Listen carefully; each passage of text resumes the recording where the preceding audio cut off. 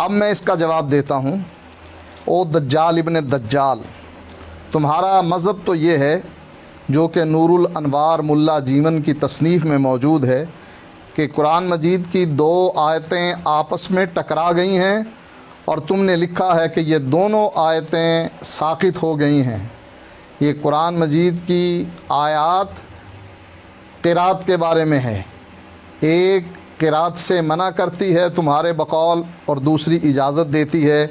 تم نے دونوں آیتوں کو قرآن سے ساقط کر دیا اور ثابت کیا کہ قرآن کی یہ آیتیں آپس میں ٹکرا رہی ہیں۔ جب قرآن کی آیتیں آپس میں ٹکرا رہی ہیں تو قرآن اور حدیث اگر آپس میں ٹکرا جائے تو یہ تو معمولی بات ہے۔ آپ نے یہ کہا نور الانوار کا حوالہ دیا ملا جیون کا، تو طالب الرحمن صاحب کچھ خوف خدا کیجیے۔ یہ جو نور الانوار کا آپ نے حوالہ دیا اس کا موضوع سے تعلق ہے صحیح؟ یہ تو اب آپ کو پتہ چلے گا کہ موضوع سے آپ کو بھاگنے کوئی نہیں دیتا، چاہے آپ جتنے ہاتھ پاؤں ماریں۔ اور پھر اس نور الانوار کی عبارت میں بھی آپ نے خیانت کی ہے اور صریح خیانت کی۔ اس عبارت کو ذرا پڑھتا تو پتہ چلتا کہ اس عبارت کو اگلی دفعہ جہاں سے یہ مسئلہ شروع ہوتا ہے وہاں سے ذرا پڑھنا۔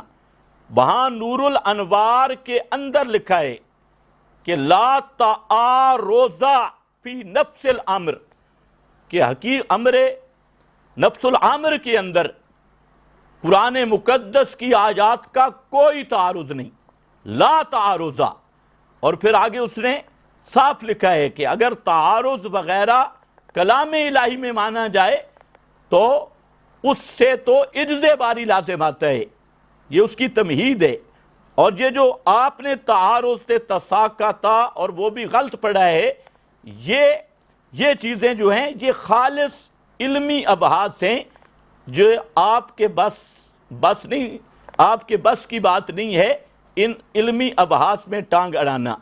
پھر آپ نے یہ بھی کہا دوسرے نمبر پہ آپ نے یہ خیانت کی کہ آپ کہتے ہیں کہ تم نے قرآن سے دو آیتوں کو ساقط کر دیا، جھوٹوں پہ خدا کی لعنت ہو۔ طالب الرحمن صاحب، اگر آپ میں ہمت ہے تو نور الانوار کی یہ عبارت نکالیں جس کا یہ معنی ہو کہ دو آیتیں قرآن سے ساقط ہو گئی ہیں اور قرآن سے ساقط کیا گیا ہے۔ تمہیں یہ بھی معلوم نہیں کہ استدلال سے ساقط ہونا اور بات ہے اور قرآن سے ساقط ہونا اور بات ہے۔ کسی مسئلہ میں ظاہری طور پر استدلال کا ساقط ہونا اور قرآن مقدس سے آیات کا ساقط ہونا، اتنا بھی تجھے معلوم نہیں۔